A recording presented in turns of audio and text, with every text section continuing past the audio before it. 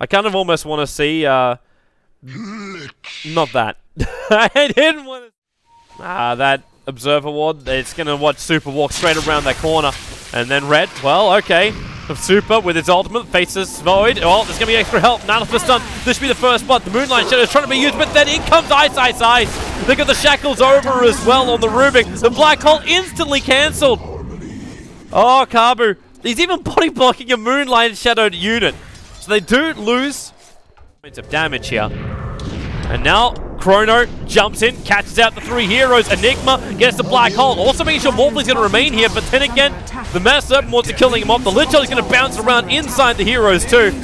So Faces Void and Enigma already on the sideline. Ice, Ice, Ice getting himself further away from that tower before he ends up dying. I want to say it's a desperation move from Kabu, but he knows if they don't get the proper jump, they don't get a win.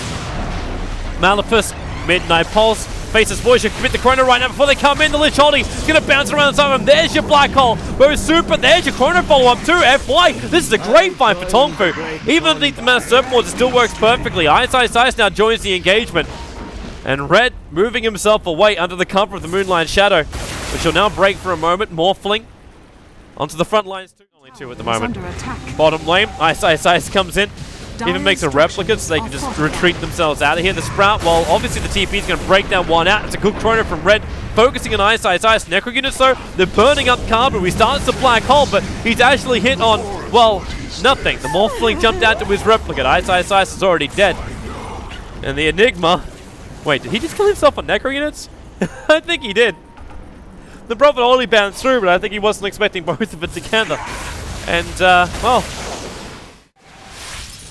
And Super. Actually, I'm just checking to see what I killed off, or maybe we won't have time. Right now, Mirana gets herself away from the waveform at least. But with that ultimate of Viper Strike over on Rubik, and they need a little bit of extra heal. That Midnight Pulse not doing any wonders for Vici Gaming as they try and come high ground, but it's only level 2, so it could be a hell of a lot worse. And with the Mass Serpent Ward's already up high, they get the Chrono off. The Mass Serpent Ward's unaffected, and they just keep attacking onto, well, the tower at the moment, while the Lich will take a fall. Viper, well, he's going to stand his ground, gets some egg charge off already, but they need more damage, and they're getting it. It's coming from the Morphling. The E-Blade Strike goes again with the Viper Strike in combination. Well, there's Buybass coming out from the Razor. Ice, Ice, Ice is on the run. Static Link starts up again. There's a Morphling who's already trying to get a dieback right now over here on the Razor. Viper Strike, he was too far away to get the hit off.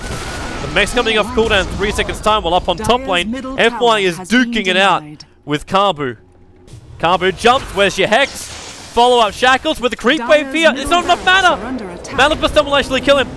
He's trying to go step so he can't be attacked, but it actually helps buff up the Maleficus. And Ice is coming for revenge. Meanwhile, in middle lane, the rest of the creep wave as well as the Morphling took care of the range racks.